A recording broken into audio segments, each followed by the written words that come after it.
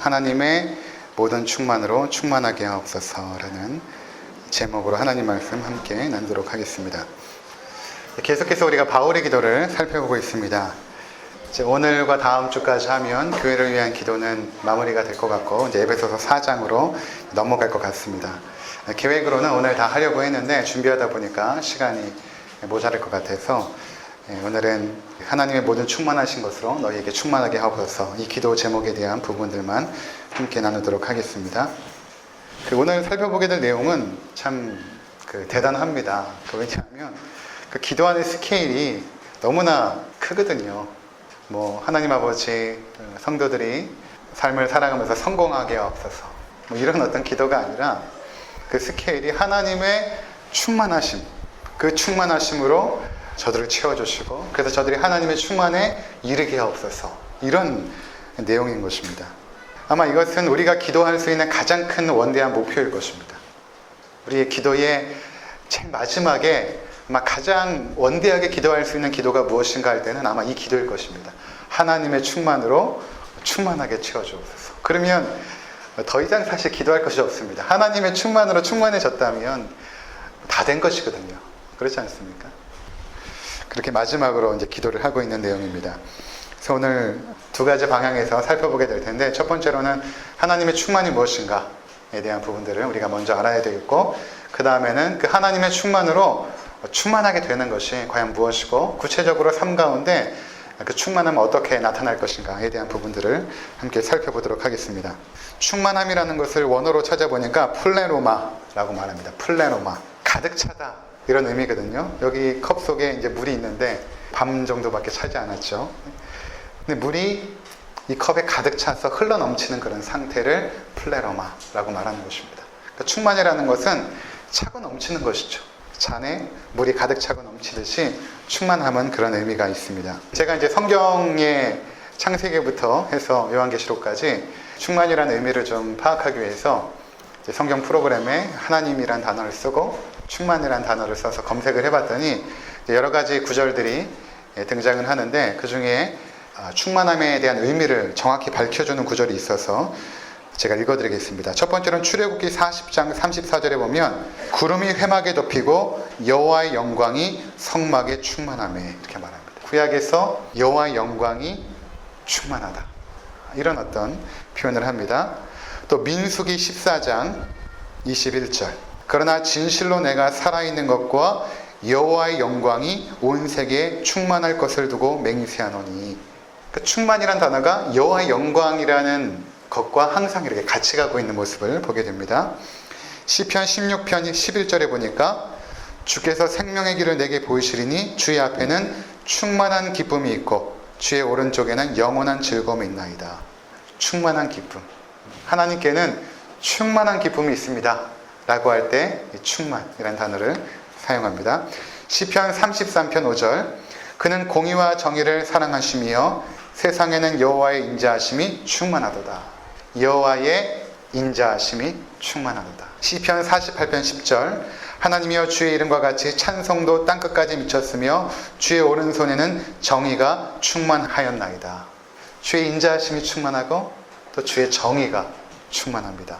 시편 119편 64절, 여호와여 주의 인자하심이 땅에 충만하였사오니 주의 율례들로 나를 가르치소서. 또 주의 인자하심이 충만하다.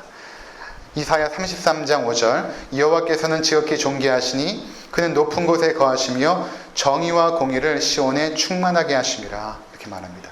정의와 공의. 그래서 이것을 우리가 이렇게 이해하면 될 것 같습니다. 하나님의 영광이 충만하다라고 할 때 주로 많이 사용되었는데, 그 밖에 하나님의 인자하심이 충만합니다. 하나님의 정의가 충만합니다. 하나님의 기쁨이 충만합니다. 이런 단어들이 계속해서 등장하고 있는 것입니다. 이 하나님의 영광이라고 할 때는 그 하나님의 성품, 하나님의 능력, 그러한 것들이 이 피조 세계 가운데 나타날 때 우리가 그것을 바라보면서 하나님의 영광이 나타났다, 하나님의 영광이 충만하다, 이렇게 말하고 있는 것이거든요. 그 하나님의 능력과 그 성품, 그것들 중에 하나가 그분의 인자하심이고 그분의 정의고 그분의 기쁨이고 또 그분의 지혜고, 그런 것입니다. 그런 것들이 이 피조 세계 가운데 나타날 때 하나님의 영광이 나타났습니다, 하나님의 영광이 이 땅에 충만합니다. 그렇게 언급하고 있는 것입니다. 그러니까 충만이란 단어, 그것은 하나님의 영광이 드러났을 때 표현되어지는 단어라는 것을 우리가 먼저 정리해 볼 필요가 있습니다. 그래서 이사야 6장 3절에 보면 이사야가 성전 가운데 있는 하나님의 놀라운 영광을 바라보는데 그곳에 천사들이 이렇게 날면서 두 날개로는 눈을 가리고 또 두 날개로는 날고 하면서 하나님을 찬양하는데 이런 찬양입니다. 서로 불러 이르되, 천사들이 서로 이제 화답하는 것입니다. 어떤 찬양이냐면 거룩하다 거룩하다 거룩하다 만군의 여호와여, 그의 영광이 온 땅에 충만하도다. 이렇게 찬양을 하는 것입니다. 그의 영광이 온 땅에 충만하도다. 그러니까 하나님께서 창조하신 모든 피조 세계 가운데 하나님의 영광이 충만하다라는 것입니다. 그렇지 않습니까? 여러분, 꽃 하나만 보아도 그 하나님의 그 지혜와 그 하나님의 성품과 그 아름다움이 그 꽃 한 송이에 담겨 있지 않습니까? 너무 놀라운 것입니다. 지난주 수요일에도 잠깐 제가 설교를 드렸지만 창세기 1장부터 지금 시작하고 있거든요. 하나님의 창조에 대한 부분들을 제가 언급하면서 과일을 먹으면서도 그 하나님의 그 지혜와 그 성품, 그분의 능력, 그분의 사랑을 깨달아지는 것 같아요. 과일 하나만 보아도 그렇게 먹음직하고, 그렇지 않습니까? 딱 사람이 먹기에 좋은 크기, 그리고 각자 과일마다 다 맛이 다르고, 그냥 우리가 밥만 먹는 것이 아니라 하나님은 또 과일을 선물로 주셔서 밥으로 배를 채우기도 하지만 또 과일로 디저트를 먹기도 하고, 그 하나님의 그 성품과 사랑, 그분의 지혜가 그 속에 담겨져 있음을 또 보게 됩니다. 하늘의 구름과 또 바다의 물고기와 한밤중에 떠있는 별들만 보아도 그 하나님의 영광의 충만함, 그분의 지혜, 그 지혜의 충만함, 그분의 능력의 충만함을 보게 되는 것입니다. 하나님의 지혜, 거룩하심, 사랑, 능력, 이 모든 것이 피조 세계에 나타난 모습을 보면서 우리는 하나님의 영광의 그 충만함을 보게 되는 것입니다. 아시는 분은 알겠지만 저희 아내 뱃속에 이제 7주가 된 아기가 있습니다. 지난주 월요일에 병원에 가서 초음파를 찍었더니 이제 7mm, 지금은 좀 더 컸겠죠. 저희가 결혼해서 이제 17년 됐거든요. 그동안 가슴으로 낳은 2명의 아기는 있지만 또 실제적으로 저희 아내가 배가 불러서 낳은 아기는 없었거든요. 저는 듣도 보지도 못해서 17년 만에 아기가 생긴다는 것은 뭐 생각할 수도 없는 그런 일이었죠. 근데 아기가 생긴 것입니다. 아직도 사실은 저는 뭐 믿겨지지가 않아요. 이게 진짜인가. 그 영상을 보면서도. 근데 이제 영상을 딱 보는데 쭉 이제 의사가 확대를 하잖아요. 확대를 하여 보는데 이제 7mm 정도. 그러니까 쌀알 만한 크기죠. 근데 더 확대하니까 그 안에 심장이 쿵쾅 쿵쾅 쿵쾅 심장이 뛰고 있어요. 저는 이제 밖에서 희수하고 이성이 보고 있느라고 있었고, 이제 아내가 이제 의사 선생님과 함께 그 장면을 보면서 흘러내리는 눈물을 이제 멈출 수가 없었던 것이죠. 옆에 있는 간호사들은 당황하고, 왜 그런, 의사는 알지만 간호사들은 당황해서 막 갑자기 수건을 갖다가 이제 눈물도 닦아주고, 그 7mm 안에 그 하나님의 충만한 지혜와 능력이 담겨 있는 것을 제가 볼 수 있었습니다.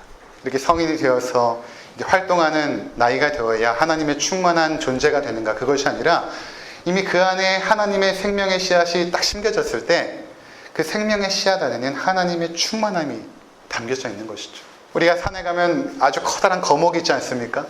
그 거목을 바라보면서 하나님의 지혜와 능력과 그분의 그 권능을 바라보죠.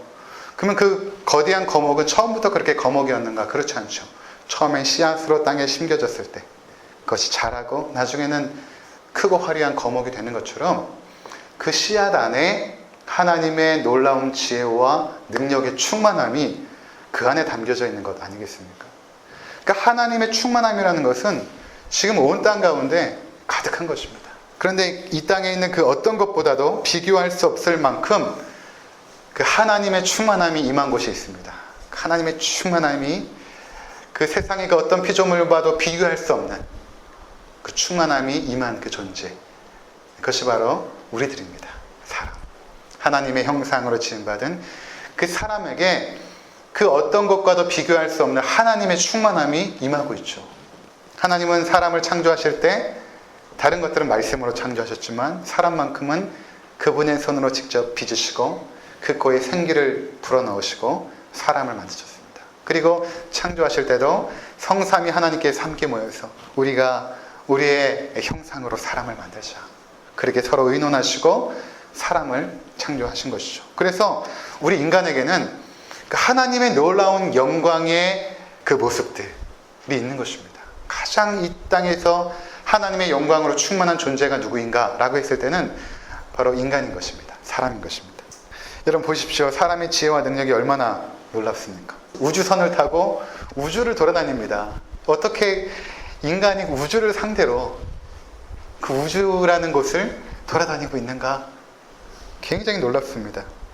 인간이 세운 문명의 위대함을 보십시오. 저도 가보진 않았지만 두바이라는 도시가 얼마나 화려합니까? 모래 위에 세운 도시입니다. 그 모래 위에 엄청난 문명을 세운 그 인간의 그 놀라운 지혜와 그 능력, 대단하지 않습니까? 그런데 인간이 보여주는 이러한 그 탁월한 하나님의 그 영광의 모습들은 사실은 흔적에 불과합니다. 하나님의 충만함이 지나가 버린 흔적에 불과합니다. 인간은 죄악으로 말미암아 타락한 이후에 하나님의 충만함이 사라져 버렸습니다. 원래는 하나님으로 충만해야 되는 우리들이었는데 하나님의 지혜와 그 능력과 아름다움과 거룩함과 인자함과 공의와 사랑과 이런 것들을 우리가 원래는 충만했었는데 인간이 죄를 범하고 나서 그 하나님의 모든 충만함은 우리 가운데서 사라져 버렸습니다. 지금 우리가 보여주고 있는 그런 탁월함들은 그 하나님의 충만함이 잠깐 머물렀던 그 흔적에 불과한 것이죠. 그 나중에 하나님의 영광의 충만함이 임하게 되면 우리는 굉장히 놀라운 그런 하나님의 영광스러운 존재가 될 것입니다. 인간은 우주를 날 수 있을지는 모르지만 한 치 앞의 일도 알 수 없어 대불안합니다. 그렇지 않습니까? 한편으로는 굉장히 뛰어난 탁월함이 있을지 모르지만 또 한편으로는 지극히 연약하고 미약한 존재가 우리 인간이죠. 누가 한 대 때렸는데 잘못 맞으면 죽습니다. 왜 그런 존재가 되었는가? 문명의 풍요로움은 느낄지 모르지만 인간성은 소멸되고 소외와 외로움과 우울증에 시달리는 그런 삶이 만족스럽지 못한 우리 존재가 되었습니다. 인간은 이제 충만하지 않습니다. 인간은 충만하기 위해서 계속해서 애쓰고 노력하지만 인간의 결핍의 문제는 해결이 되지 않습니다. 하나님을 떠난 인간에게는 더 이상 충만함이 없습니다. 그 무엇으로 삶을 충만하게 채운다고 하여도 충만해지지 않는 것입니다. 왜 그럴까요? 우리는 하나님만이 우리를 충만하게 채울 수 있는데 하나님으로 충만케 채워지지 않으면 우리는 충만해지지가 않는 것이죠. 늘 삶의 불만족과 결핍과 허무함과 무의미함을 느끼며 살아갈 수밖에 없는 것입니다. 죄로 말미암아 인간은 하나님의 충만함에서 추락하였습니다. 그 결과 본성적인 결핍을 가지고 있습니다. 그리고 이러한 결핍의 문제는 인간 스스로의 지혜와 노력으로는 결코 해결이 되지 않습니다. 인간은 결핍의 상태에서 충만함을 찾으려는 본성적인 노력을 하게 되죠. 우리가 막 배고프고 허기가 지면 밥을 먹어야 뭔가 좀 채워지지 않습니까? 밥을 먹기 전까지는 만족스럽지가 않습니다. 물을 아무리 먹어도 밥을 먹는 것과는 틀리죠. 또 반면에 굉장히 목이 마른데 밥을 먹는다고 목마름이 해결되지 않습니다. 우리의 갈증은 물을 마셔야만 해결이 되죠. 마찬가지로 우리 인간에게 있는 태어날 때부터 가지고 있는 그 본성적인 결핍의 문제, 삶이 허무하고 외롭고 두렵고 늘 걱정이 있고 하는 그 본성적인 우리의 문제는 하나님이 우리 가운데 오셔서 충만하게 채워지기 전까지는 결코 그 문제들이 사라지지 않는다는 것입니다. 얼마 전에 이영하 작가가 쓴 여행의 이유라는 책을 이렇게 쭉 읽어보았습니다. 책을 보니까 이런 내용이 나와요. 작가가 이제 말하는 것 중에 하나가 이것입니다. 그 인간에게 가장 오래된 이야기 형식이 있는데 그것이 바로 여행담이라고 합니다. 그 여행담. 이것을 사람들이 굉장히 좋아하고 또 오랫동안 지속되는 문양 양식 중에 하나라는 것이죠. 우리나라도 동방견문록 이런 굉장히 오래된 여행담 아닙니까? 왜 사람들이 이런 여행담을 좋아할까? 그것은 인간에게 기본적으로 어떠한 것을 추구하는, 무언가를 추구하는 그런 본능이 있는 것이죠. 어떤 것을 계속 추구하는 본능들. 근데 왜 무엇을 추구할까? 작가는 이렇게 말합니다. 사람이 여행을 하게 될 때는 표면적으로 목표하는 것이 있다고 합니다. 나 이번에 동남아시아 한번 놀러 가고 싶어. 나 이번에 유럽을 한번 놀러 가고 싶어. 이런 표면적인 이유가 있는데 사실은 그 표면적인 이유보다는 그 안에 자기도 알지 못하는 내면적인 어떤 이유가 있다고 합니다. 내면적인 이유. 그래서 표면적인 이유를 대고 여행을 떠나지만 실제로는 그 내면적인 이유 때문에 표면적인 이유를 목적으로 삼아서 떠나게 되는 것이라고 말하죠.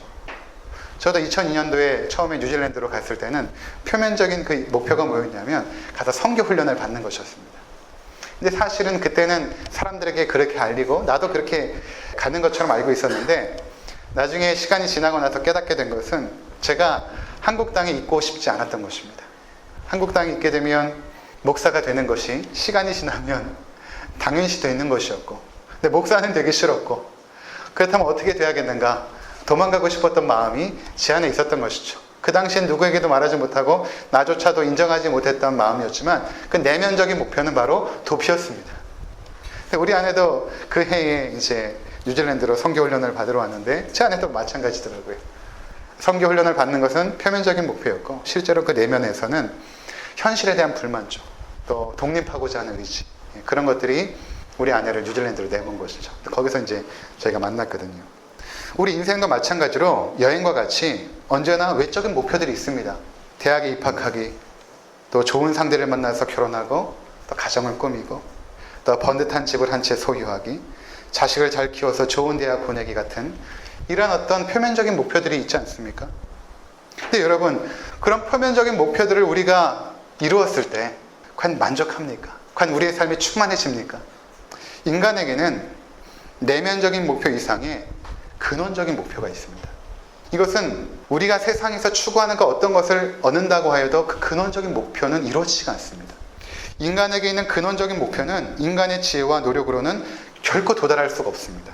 그것은 바로 하나님의 충만으로 충만해지는 것이거든요. 하나님의 충만으로 충만해지기 전까지는 우리의 영혼은 결코 쉴 수가 없습니다. 그때까지는. 우리가 추구하는 모든 것들을 삶에 다 채운다고 할지라도 우린 여전히 결핍을 느낄 것이고 삶은 허무할 것이고 만족스럽지 못할 것입니다. 그 결과 우리는 어떻게 됩니까? 또 다른 것들을 추구하게 되죠. 내가 추구한 것들을 내가 내 손에 잡게 되면 잠깐 동안은 만족스럽고 충만해질지 모르지만 그것의 허무함을 다시 한번 깨닫게 되고 또 다른 것을 추구하게 되죠. 왜냐하면 그것이 나의 영혼을 충만케 하지 못하니까 나의 삶을 충만케 하지 못하니까 계속해서 무언가를 추구하며 살아가고 있는 것입니다. 중고등학교 시절에 저는 대학에 가면 제 삶이 충만해질 줄 알았습니다. 그 당시까지만 해도 대학 가면 캠퍼스의 낭만이라는 것이 있었거든요. 지금은 그런 거 없지만 그 당시에는 넓은 잔디밭에 기타 치고 둥글게 모여서 노래도 하고 춤도 추고 하면서 그런 낭만이 있었습니다. 근데 막상 대학에 들어가니까 현실은 그렇지 않았습니다.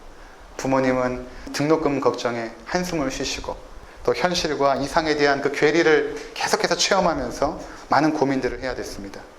아마 대학생들은 안정되고 연봉 높은 직장에 들어가면 뭔가 삶이 충만해질 것이라고 생각할 것입니다. 지금은 그것이 당장 내 발 앞에 떨어진 불이기 때문에 그렇지 않습니다. 마음에 드는 상대를 만나서 결혼하고 집도 장만하면 내 삶에 뭔가 풍요로워질 것 같다고 우린 소망하죠. 그런 어떤 추구, 그런 소망으로 말미암아 우리의 현재 불만족과 불안함들을 잠재우고 있는 것입니다. 그 자리까지 가면 뭔가 충만해질 거야 라고 현재의 삶을 억누르고 그곳에 도달하려고 계속해서 노력하고 애쓰고 있는 것입니다. 근데 그 자리까지 가는 삶이 너무 치열하고 피곤합니다. 문제는 그렇게 치열하게 살아내고 피곤함을 무릅쓰면서 얻었던 그 나의 모든 것들이 나의 소유와 나의 삶을 충만하게 채우고 갔던 그 모든 것들이 결국에는 오히려 나에게 더 큰 허무함을 안겨준다는 것입니다. 내가 이 자리까지 섰는데 아무것도 아니라는 사실을 깨닫게 되는 것입니다. 그때 우리는 깨달아야 했습니다. 내가 그토록 바라고 원하는 것들이 내 삶을 충만하게 하지 못하는구나. 사람들이 말하는 너의 삶을 충만케 하는 것들이 나의 삶을 결코 충만하게 하지 못하는구나 라는 사실을 깨달아야 했습니다. 남들이 놀 때 일해야 했고 나를 위해서 변번한 옷 한 벌 사지 않고 버거 모아서 삶의 기반도 잡고 집도 마련합니다. 자녀들도 감사하게 잘 자라줍니다. 그리고 이제 자녀들이 커서 시집가고 장가가고 독립합니다. 그때 어머니들 마음 가운데 허전함이 확 밀려오죠. 그동안은 그래도 자식 키우는 맛에 살았는데 이제 다 독립하여 떠나버리고 이제 홀로 남은 남편과 함께 또는 홀로 집안에 있다 보면 순간적으로 큰 두려움들, 삶의 우울함들, 걱정들, 삶의 허무함들이 물밀듯이 밀려옵니다. 그래서 잠재우기 위해서 또 다른 것들을 추구하죠. 주변을 돌아다니면서 사람을 만나보기도 하고 취미생활을 해보기도 하고 여행을 가보기도 하고, 전에 제가 고등학교 때 불렀던 노래 중에 이런 노래가 있습니다. 고래사냥이라는 노래인데, 송창식이 불렀던, 술 마시고 노래하고 춤을 춰봐도 가슴에는 하나 가득, 뭐라고요? 슬픈 분이네. 술 마시고 노래하고 춤을 춰봐도 가슴에는 하나 가득 슬픈 분이, 그 인생들. 우리의 삶이 이토록 불안하고 불안정하고 흔들리는 이유는 일시적이고 흔들리는 것들로 우리의 삶을 충만케 하려고 노력했기 때문입니다. 그 모든 것들은 헛된 것인데, 다 사라져버릴 것인데, 그것이 나의 삶을 충만케 할 것이라고 우리는 착각하며 살았던 것이죠. 나이가 들어서 이제 살아갈 날이 얼마 남지 않았을 때 우리는 자신이 추구했던 것들이 얼마나 헛된 것들이었음을 깨닫게 됩니다. 내 삶을 화려하게 해주었던 돈도, 많은 사람을 따르게 했던 내 지우기도, 함께 사랑을 나누었던 사람들도 이제 주변에 없고 외롭게 쓸쓸히 남겨진 자기 자신을 발견하게 될 것입니다. 하나님으로 충만한 삶을 살지 못하면 결국 우리는 비참한 인생을 살아가는 것입니다. 그러나 여러분, 하나님으로 충만한 삶은 어떻습니까? 우리는 하나님으로 충만한 삶을 살았던 분을 알고 있습니다. 그분은 바로 예수 그리스도이십니다. 골로새서 1장 19절에 보면 아버지께서는 모든 충만으로 예수 안에 거하게 하시고, 하나님은 모든 충만으로 예수 안에 거하셨습니다. 골로새서 2장 9절에 보면 그 안에는, 예수 안에는 신성의 모든 충만이 육체로 거하시고, 예수님께는 하나님의 충만함이 거했습니다. 네, 여러분, 예수님의 삶을 한번 보시기 바랍니다. 예수님이 부유했습니까? 아니요. 굉장히 가난했습니다. 예수님은 태어날 때조차도 변변한 집에서 편안하게 태어나지 않고 마구간에서 태어나시고, 우리가 찬송으로는 말구유라고 말하지만 거의 말이 먹는 말 밥통 아닙니까? 놓을 곳이 없어서 말 밥통에 놓이셨습니다. 예수님은 자라시면서 가정 형편이 어려웠기 때문에 어릴 적부터 가사일을 도와했습니다. 아버지를 도와서 목수일을 하면서 생계를 유지했습니다. 나중에 30살이 되어서 공생애를 시작하실 때, 하나님의 사역을 시작하실 때도 예수님은 늘 피곤했고 늘 힘들었습니다. 이렇게 말씀하시죠. 여우도 굴이 있고 하늘에 나는 새도 거처가 있는데 나는 머리 둘 곳조차 없다. 머리 하나 두고 잠잘 곳조차 없다. 라고 주님께서 말씀하십니다. 주님은 십자가에서 죽으실 때도 비참하게 죽으셨습니다. 십자가에 죽어가는 예수를 향해 사람들은 침을 뱉고 조롱하였습니다. 요한복음에 보면 이렇게 말하죠. 예수님께 바리새인들이 찾아와서 예수님께서 나는 너희 조상 아브라함을 보았다 하니까 너는 나이도 50이 안 된 게 아브라함을 보았다 하느냐? 무슨 말인가 하면, 예수님은 그 당시에 나이가 33살 정도였는데 보여지기에는 50살 정도로 보였다는 것입니다. 그만큼 예수님께서는 험악하고 힘든 인생을 사셨습니다. 그럼 예수님께서는 충만하지 못한 삶을 사신 것입니까? 우리가 그토록 원하는 그런 충만한 삶을 살지 못한 것입니까? 그렇지 않습니다. 예수님은 항상 기뻐하셨습니다. 쉬지 않고 기도하셨습니다. 범사에 감사하셨습니다. 예수님은 늘 하나님으로 충만했기에 그 안에 기쁨과 그 안에 사랑과 그 안에 인자함이 충만했던 것입니다. 그래서 십자가의 고통 속에 죽어가면서도 예수를 향하여 조롱하는 자들에게 이렇게 말씀하십니다. 하나님께 이렇게 기도하죠. 하나님, 저들의 죄를 사하여 주시옵소서. 저들은 저들이 하는 것을 알지 못합니다. 인간은 가장 고통의 순간에 그 사람의 본성이 나옵니다. 보통 십자가에 죽게 되면 그 죽는 사람들은 대부분 악을 쓰고 자기 안에 있는 분노를 다 표출하다가 결국엔 죽어가는데, 예수님은 그렇게 하지 않았습니다. 죽어가면서 자기를 조롱하는 자들을 위하여 용서를 구합니다. 하나님, 저들을 용서하여 주옵소서. 예수님 안에 하나님으로 충만했기 때문에 그 안에서 용서가 흘러나온 것입니다. 바울은 지금 에베소 성도들이 하나님의 충만하심으로 충만하게 해달라고 기도합니다. 이것은 결국에는 예수님처럼 살게 하옵소서라는 기도인 것입니다. 예수님이 보여주셨던 그 하나님의 충만함의 모습으로 저들을 채워주시옵소서. 그렇게 기도하고 있는 것입니다. 예수님의 인격을 닮아가도록 하나님께서 충만하게 하옵소서. 예수님처럼 사랑하게 하시고 예수님처럼 용서하는 삶을 살아가게 하옵소서. 하나님의 충만으로 그들을 그렇게 채워주옵소서. 이렇게 기도하고 있는 것입니다. 에베소서 4장 13절, 우리가 다 하나님의 아들을 믿는 것과 아는 일에 하나가 되어 온전한 사람을 이루어 그리스도의 장성한 분량이 충만한 데까지 이르리니. 바울이 말합니다. 우리가 이제 하나님을 아는 것과 또 믿는 것에 하나가 되어서 온전한 사람을 이루어 그리스도의 장성한 분량이 충만한 데까지 이르리니. 우리는 그리스도의 그 온전한 성품, 그 충만한 성품, 하나님으로 충만케 된 그 성품에 이르게 될 것입니다. 기도하고 있는 것입니다. 지금 우리는 여전히 죄악과 싸워나가고 있지만, 여전히 미혹하고 여전히 부족한 모습이지만, 성경은 우리 가운데 말하고 있습니다. 이제 너희들은 그리스도의 그 온전한 성품으로, 그 장성한 분량의 충만함에 여러분들은 이르게 될 것입니다. 그렇게 말하고 있는 것입니다. 결국 우리의 삶의 목표가 무엇입니까? 그리고 우리의 기도가 목표하는 것이 무엇입니까?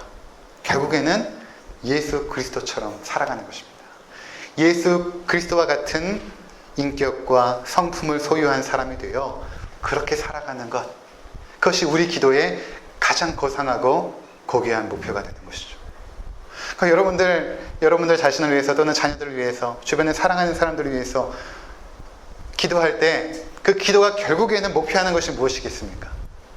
세상에서 성공한 사람이 되게 없어서, 하나님 이순신처럼 훌륭한 장군이 되게 없어서, 뭐 그런 것도 좋죠.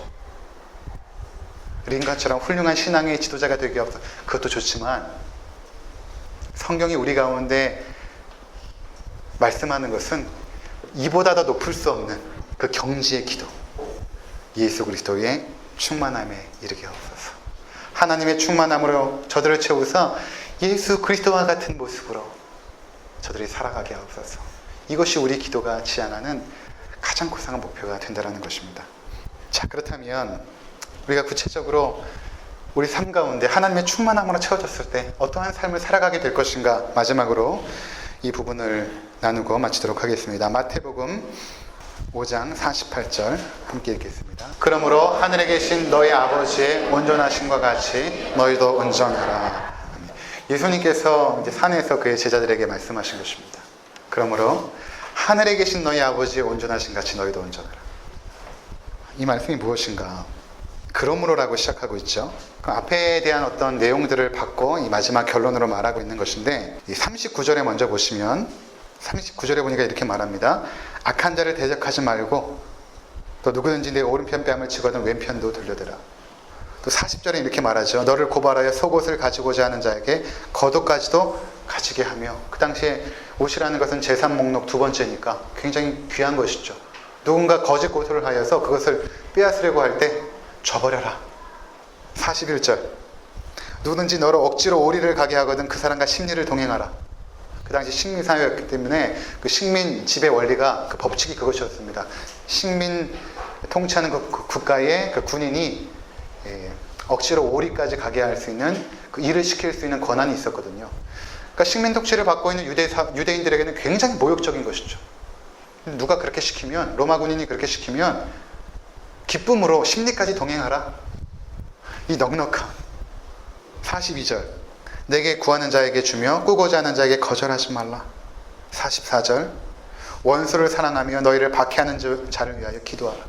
원수를 사랑하며 박해하는 자를 위하여 기도하라. 이렇게 해야 너희들이 하나님의 아들이다. 세상 사람들도, 세리들도 자기를 사랑하는 사람들 사랑하지 않느냐. 너희에게 잘해주고 친절을 베풀고 너희를 도와주는 사람들, 세상 사람들도 그 사람들에게 사랑을 베풀고 용서해준다. 근데 너희들은 하나님의 자녀들 아니냐. 그러면 너희를 핍박하고 욕하고 거짓 고소하는 자들을 오히려 마음에 품고 사랑하고 기도해 줄 수 있어야 된다. 그리고 마지막 결론이 그러므로 하늘에 계신 너희 아버지의 온전하심과 같이 너희도 온전하라. 이것이 하나님께서 보여주시는 온전한 사랑이고 용서다. 예수님께서 말씀하시는 것입니다. 이것을 우리에게 요구하시는 것입니다. 하나님의 경지까지 올라와라. 세상의 어떤 영적 지도자가 이런 목표를 제시할 수 있겠습니까? 좀 신성모독 같지 않습니까? 그런데 주님께서는 그렇게 말씀하십니다. 우리가 하나님의 형상으로 지음받은 너무나 고귀하고 존귀한 자들이었기 때문에 원래는 그 하나님의 충만함으로 채워져서 이런 삶을 살았던 우리들 아닙니까? 어떤 사람들은 이것은 우리가 지킬 수 없기 때문에 천국의 윤리 아닙니까? 천국에 가면 이렇게 산다라고 하는 것입니다 라고 주장하기도 합니다. 어떤 신학자들은 그렇게 주장해요. 어떻게 원수를 사랑하고 자기를 핍박하는 자를 위하여 기도합니까? 이것은 하나님 나라의 윤리적인 삶이기 때문에 천국에서 그렇게 산다라는 것입니다. 이렇게 주장하는 학자들이 있습니다. 근데 여러분, 천국에 원수가 있을까요? 천국에 여러분의 오른뺨을 때리는 사람이 있겠습니까? 이 땅에서 우리에게 살라고 주신 말씀입니다. 근데 이 경지가 너무 높죠. 근데 하나님은 이 최고의 이 높은 수준을 결코 낮추고 싶어 하지 않습니다. 조금 타협할 수도 있는데 하나님은 그렇게 하고 싶어 하지 않습니다. 그 경지를 우리 가운데 제시합니다. 그리고 너희가 여기까지 올라와야 되고 올라오게 될 것이다. 지금은 여전히 죄악과 싸워나가면서 나에게 피해를 입힌 그 사람 하나 용서하지 못하는 자기 자신을 바라보면서 늘 괴롭고 힘들어하지만 계속해서 예수 그리스도를 닮아가는 그 부단한 삶의 여정 속에 우린 조금씩 그리스도를 닮아가게 될 것이고, 마지막 저 영광스러운 하나님 나라 앞에 주님 앞에 서게 될 때는, 그때는 하나님의 온전하심처럼 우리는 그분의 충만으로 가득 채워져서 온전하게 될 것입니다. 그때를 기대하시면서 이 영광스러운 삶의 길로 나가시는 우리 성도님들 되시기를 주의 이름으로 축원을 드립니다. 기도하겠습니다.